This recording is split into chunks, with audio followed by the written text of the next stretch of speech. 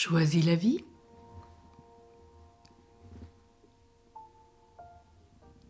Je prends du recul.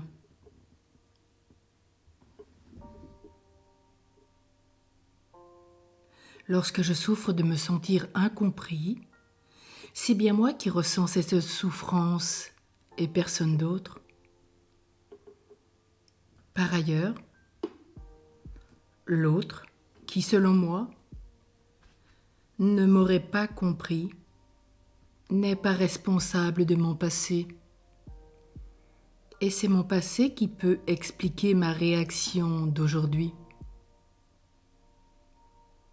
Je suis donc à l'origine de ce que je ressens et je suis responsable de ce que je vais en faire.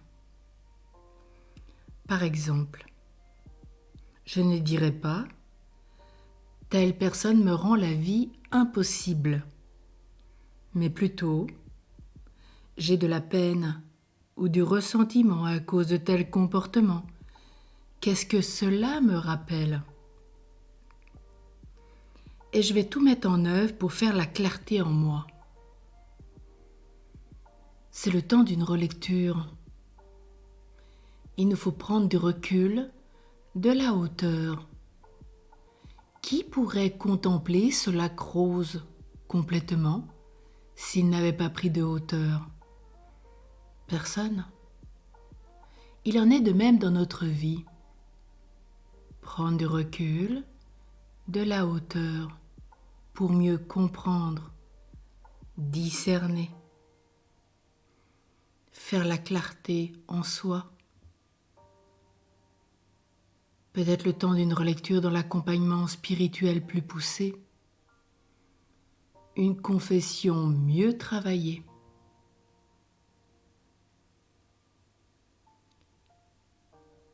Louer le Seigneur, le bénir et bénir toutes les personnes avec lesquelles je ne me sens pas compris.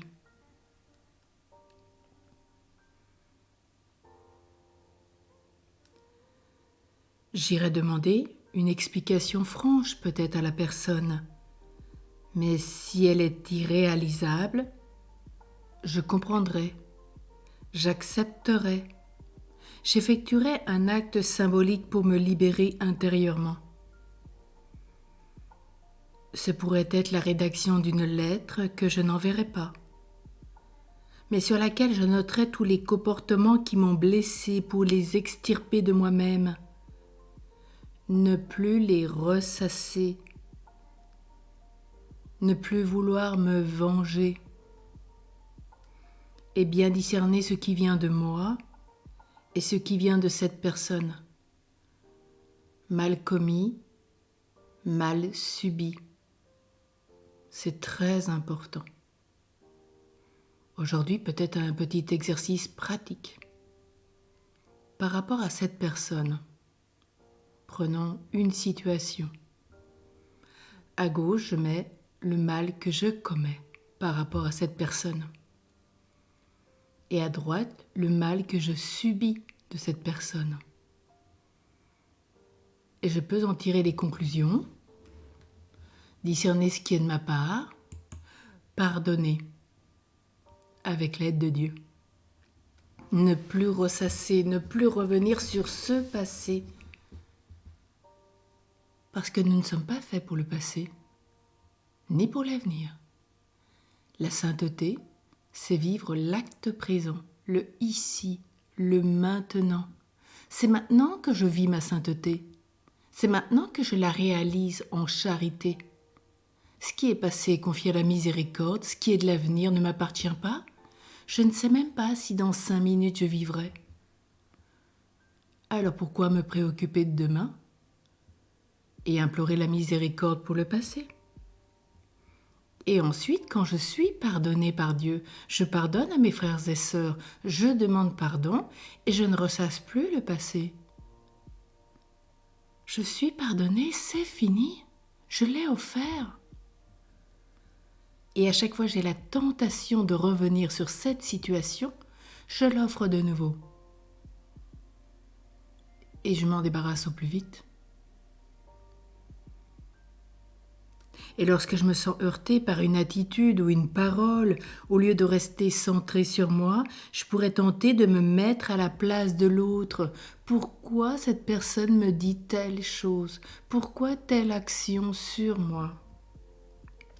Si j'essaie de comprendre le point de vue d'un de mes proches, en famille, au travail, de mon employeur, de n'importe quelle personne qui compte pour moi, que ce soit à la paroisse, en association, dans tous les amis que je peux avoir, ou de tous ceux aujourd'hui qui vont m'adresser une parole négative, un message négatif, je saurais voir chez lui ou chez elle une souffrance qui est peut-être complémentaire à la mienne. Mon supérieur hiérarchique peut-être me dit que je suis nulle, mais lui, derrière son comportement écrasant, il a fort probablement un sentiment de doute, même vis-à-vis de lui-même. Qui peut être sûr à 100% de ce qu'il est et de ce qu'il accomplit? Personne en dehors de Dieu. Alors peut-être mon conjoint qui ne veut pas m'écouter, n'aurait-il pas souffert d'une possessivité débordante d'un membre de sa famille? Si bien que ma demande est peut-être vécue alors qu'il est ou qu'elle est fatiguée par son travail, comme un envahissement de son espace intime, si souvent mis à mal durant l'enfance.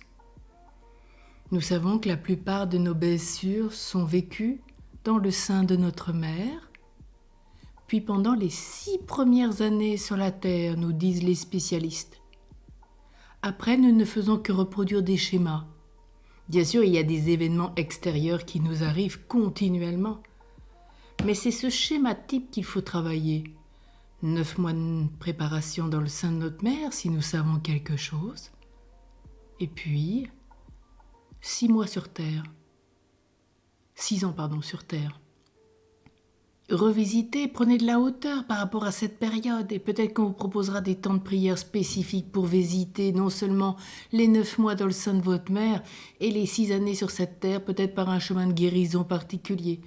Nous verrons dans le temps. Aujourd'hui, vivons bien ce que nous avons à vivre au quotidien et nous voyons que cette œuvre de choisir la vie, ce chemin de guérison qui nous est demandé dans ce Deutéronome chapitre 30 verset 19, choisis la vie ou la mort, la bénédiction ou la malédiction, choisis le bonheur ou le malheur. Il y a déjà tellement à vivre chaque jour et j'en suis sûre que vous êtes comme moi, que cela vous travaille et que cela nous aide à avancer, même si nous rechutons, peu importe. Mais cela nous aide à grandir, il nous aide à une plus grande communion, à se trouver une stabilité psychologique et de ce fait physique. Et il permet une stabilité spirituelle, une paix du cœur. Petit à petit, je me comprends mieux, je comprends mieux les autres. C'est bien Thérèse d'Avila quand une novice voulait rentrer au couvent. Tout feu, tout flamme. Thérèse d'Avila, dans son bon sens, comme bonne mère supérieure, lui dit: prends une année au sein du couvent pour te découvrir. Connais tes grâces, connais tes talents, connais la merveille que tu es et connais les failles. Regarde comment le démon t'attaque et comment il peut te faire tomber. Prends une année et au bout de cette année, tu pourras commencer à cheminer comme religieuse. Quelle grandeur cette femme! Eh oui, nous aurions bien à apprendre de Thérèse d'Avila. Alors prendre du recul, c'est se mettre dans une attitude plus neutre, apaisée, qui considère les événements dans leur simple objectivité. Nous sommes souvent dans la subjectivité. La subjectivité n'est pas vraie. C'est l'objectivité qui est réelle. C'est donc remettre à sa juste place, relativiser aussi les faits. Regardez ce qui se passe à travers le monde quand vous vivez une épreuve et vous verrez que dans la journée, vous êtes apaisé face à votre situation car il y a toujours plus dramatique, il y a toujours des événements du monde qui nous portent davantage à la prière. Mais aussi se protéger en se donnant des limites car certains n'ont pas de limites et forcément, il y a un mal-être. Donc oui, se remettre à sa juste place, prendre sa place. Chacun a sa place sur terre. Chacun, chacune. Que nous ayons 100 ans, que nous ayons 2 ans, que nous ayons, peu importe l'âge que nous ayons, la situation, l'état de vie, peu importe, chacun a sa place, sa grâce. Dieu a donné des grâces particulières à chacun et nous ne pouvons pas vivre les uns sans les autres. Et si quelqu'un ne prend pas sa place, c'est dommage parce qu'il y a un manque dans le corps du Christ.